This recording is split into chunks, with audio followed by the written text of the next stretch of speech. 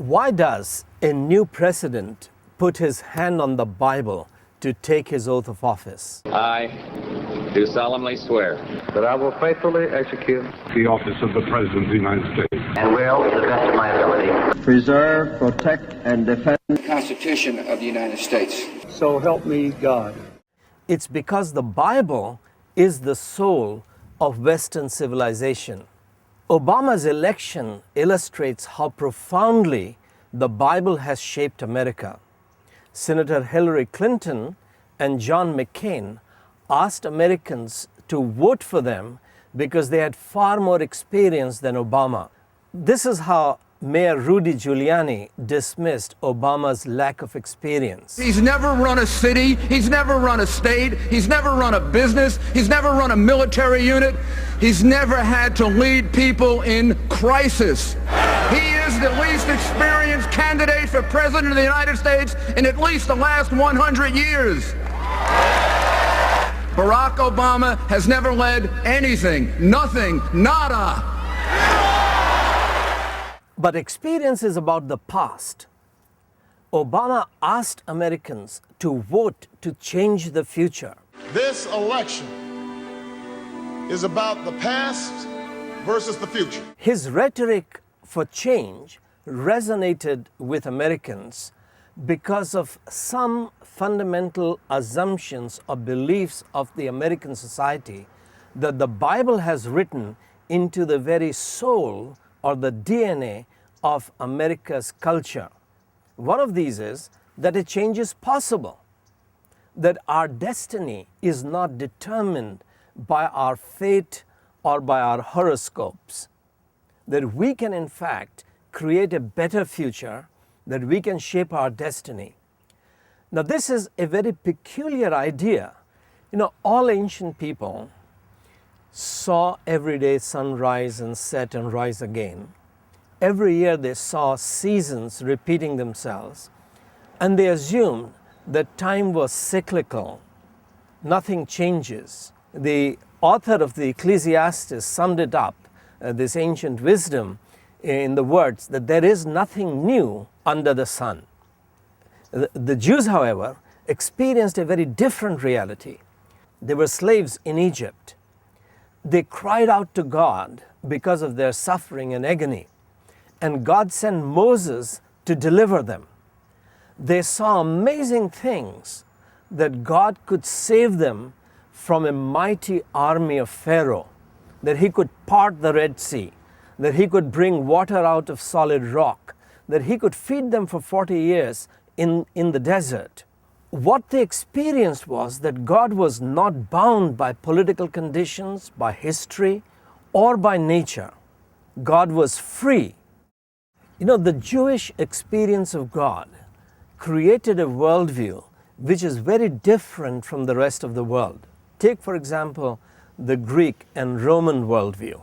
They describe the human condition like that of a dog that is tied to a wagon. Dog has to go wherever the wagon is going. If he tries to fight for freedom, he only hurts himself. The best thing for the dog is to resign himself to his fate. Now, the Buddha taught a very similar thing to the Indians, which spread to China, Japan, all over Asia, that the first noble truth is that life is suffering. Now, the suffering may be caused by disease, or poverty, or hunger, or war, or tyranny. But since life without suffering is not possible, the only thing you can do is to detach yourself from the world, to close your eyes to the suffering of the world, to find an inner bliss, a psychological nirvana, to learn to meditate. So that created a fatalistic worldview. The biblical perspective is very different. The first noble truth in the Bible is that the life need not be suffering. Man was created to live in a garden, in paradise, in Eden, which literally means bliss. Today, many people are living in slums indeed, but that is because the universe is not what it was. We have sinned and are reaping the consequences, but God can forgive us He can save us. He can change things. And in fact, that's the Bible's vision, that God is creating a new heaven and a new earth. We are to live in a new Jerusalem. So not only God is there and He makes a difference into nature and history, but because man is made in God's image, he can make a difference to his own destiny. That is what Obama was tapping into during his campaign. Let's listen to him. In my heart, I know you didn't just come here for me. You know. You came here because you believe in what this country can be. In the face of war, you believe there can be peace. In the face of despair, you believe there can be hope. In the face of a politics that shut you out, that's told you to settle, that's divided us for too long, you believe that we can be one people, reaching out for what's possible, building that more perfect union. Obama won because the audacity of hope is an idea written into the very soul of America by the Bible.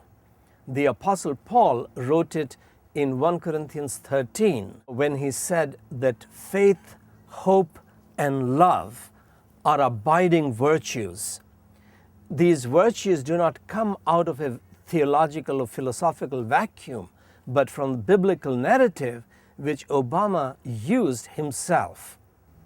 It is wonderful that President Obama is putting his hand on the Bible to take his oath of office, because it is possible to take hope without the Bible. Europe tried to do that during the 19th and the 20th century and create a secularized humanism that man by himself can create utopia. But the 20th century taught us through fascism, communism, the two world wars, that when man tries to become the Messiah, he becomes a monster.